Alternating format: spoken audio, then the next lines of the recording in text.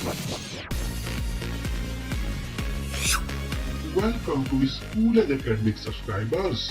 और जिन्होंने सब्सक्राइब नहीं किया है सब्सक्राइब कर लें। जी करो सर, कर दिया। चलो पढ़ाओ।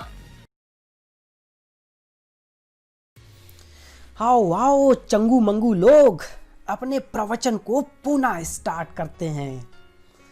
तो ज्ञान Ganga sectors of Indian economy पे बह रही थी और यारों 1973-74 में इंडिया की जीडीपी थी 6 लाख करोड़ और इसमें भी सबसे ज़्यादा बड़ा हिस्सा था प्राइमरी सेक्टर का और इसके अलावा सेकेंडरी सेक्टर और टर्शियरी सेक्टर की जीडीपी ऑलमोस्ट बरोबर थी।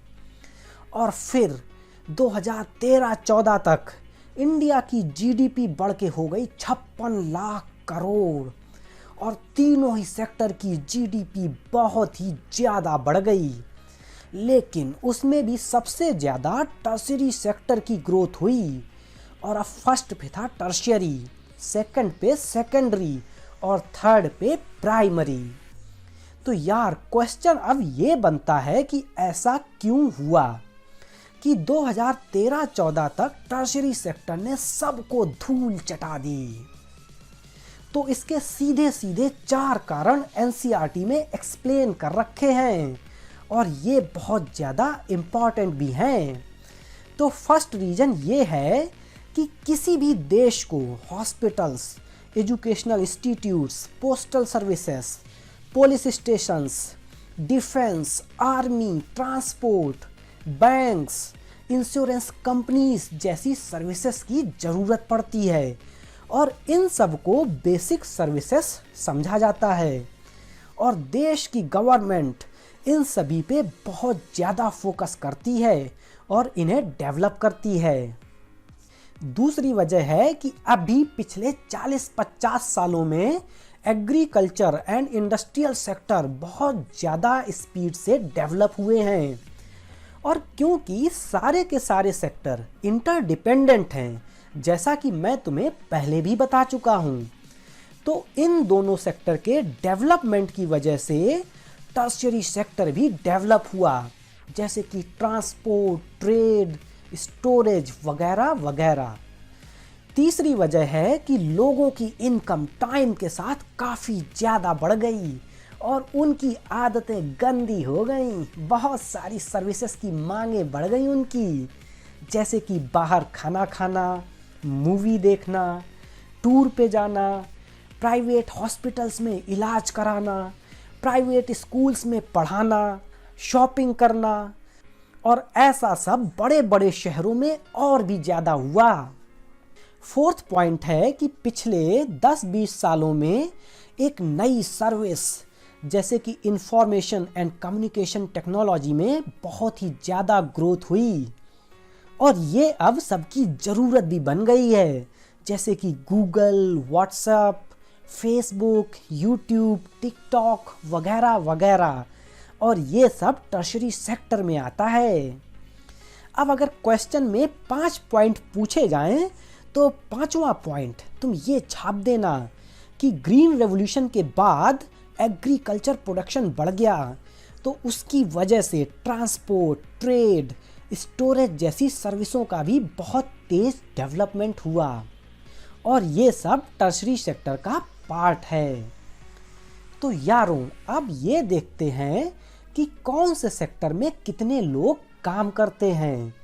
तो इसका जवाब ये है कि इंडिया की सबसे ज़्यादा पॉपुलेशन यानी कि 49% लोग प्राइमरी सेक्टर में काम करते हैं और 27% टर्शियरी यानी कि सर्विस सेक्टर में और बाकी के बचे खुचे 24% लोग सेकेंडरी सेक्टर में अपना बोरिया बिस्तर जमाए हुए हैं।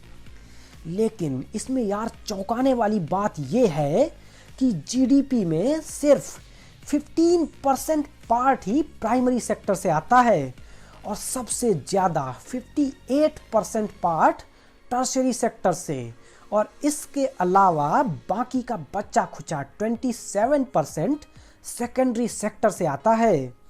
तो यार प्राइमरी सेक्टर में भारत की ऑलमोस्ट हाफ पॉपुलेशन वर्क करती है, तो इस हिसाब से तो प्राइमरी सेक्टर का हिस्सा जीडीपी में सबसे ज़्यादा होना चाहिए, मगर है तो यार इसका बिल्कुल उल्टा। सिर्फ 15% हिस्सा ही जीडीपी में प्राइमरी सेक्टर का है। तो यार ऐसा क्यों है? तो इसके यार बहुत सारे रीजंस हैं। पहला तो यही है कि टर्शरी सेक्टर में एजुकेशन एंड स्किल्स की ज़रूरत होती है, और वो तो बहुत ही कम लोगों के पास है, इसीलिए टर्शरी सेक्टर में कम लोग हैं और प्राइमरी सेक्टर में लोग खचाखच भरे पड़े हैं। दूसरा, tertiary sector and secondary sector में जॉब बहुत कम क्रिएट होती हैं, तो बहुत कम लोग की ही जॉब लगती है। बाकी लोग यार पूरे टाइम सीवी लेके इधर उधर धक्के खाते रहते हैं और फिर बाद में गांव में तेल निकालने वाला कोलू लगा लेते हैं या फिर खेतों में खड्डा खोदने लगते हैं। तीसरा, अगर तुम लोगों को याद हो कि 9th में हम लोगों ने डिसगाइज्ड एम्प्लॉयमेंट के बारे में पढ़ा था, इसको अपन अंडर एम्प्लॉयमेंट के नाम से भी जानते हैं। चलो अगर तुम लोग भूल गए हो तो मैं तुम्हारी यादें ताज़ा कर देता हूँ कि इसमें ऐसा होता है कि मान लो एक खेत में सिर्फ 5 लोगों की ज़रूरत है, पर वहाँ पे फैमिली के पूरे 8 लोग काम कर रहे हैं, तो इसको डिसगाइज्ड अनएम्प्लॉयमेंट या अंडर एम्प्लॉयमेंट कहा जाता है। और ये मेनली प्राइमरी सेक्टर में ही देखने को मिलता है। और अपने गवर्नमेंट डेटा के हिसाब से माने तो लाखों लोग ऐसे ही खेतों में घूमते रहते हैं, जबकि उनकी वहाँ पे ज़रूरत भी नहीं है। वैसे अंडर एम्प्लॉयमेंट बाकी सेक्टर्स में भी है, मगर प्राइमरी सेक्टर में कुछ ज़्यादा ही है। और अब यार बस, नहीं तो सारा का सारा सर के ऊपर से चला जाएगा। तो चलो बाकी का प्रवचन देखते हैं अगले एपिसोड में।